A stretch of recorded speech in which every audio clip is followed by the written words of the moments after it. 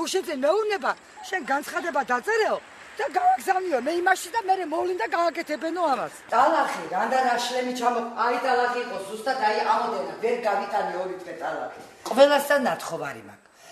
ესოშიც ამოვიღეთ კანაო, ის კანაო ამოისო. შემდეგ მეზობელს ვთხოვე, ის კანაო ისე ხელმეორედ ამოიღო, მაგრამ არა, იმენაც არ მეაქცია ყურადღება. ბოგირი ამოიღეთ, ვიხვეწები, რამდენი ხანია. ვის მიმართეთ ახლა? გუშინძე ავედი გამგებელთან.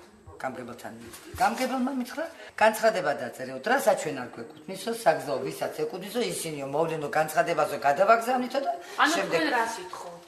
კონკრეტულად თქვენი მოთხოვნა. ვითხოვ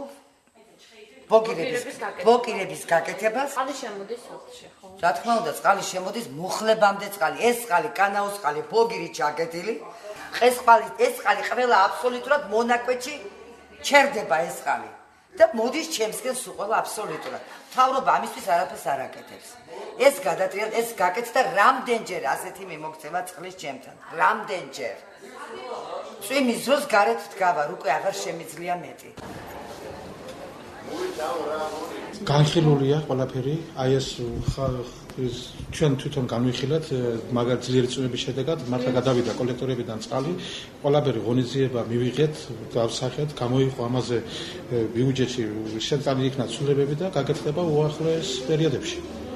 ეს ჭირდება არა წლები არ არის როგორ არის ახლა მაგი როგორ არის ახლა საერთოდ რაიონში არ არის კანალიზაცია ასფალტებადური საფარებია გაკეთებული ყველგან ვერ მოხერხდა ამისი გაყვანა იმიტომ რომ ზოგი ერთიანობაში უნდა მოხდეს გამწვენი ნაგებობა უნდა ამასაც და სანიაღვრე არხი და კანალიზაციის ის ხდება მაგის იმის გაუნებელყოფა ერთმანეთში და ამიტომ დროებით გამწვენ ნაგებობას ვაგებ ეს წლის ბოლომდე გვაქვს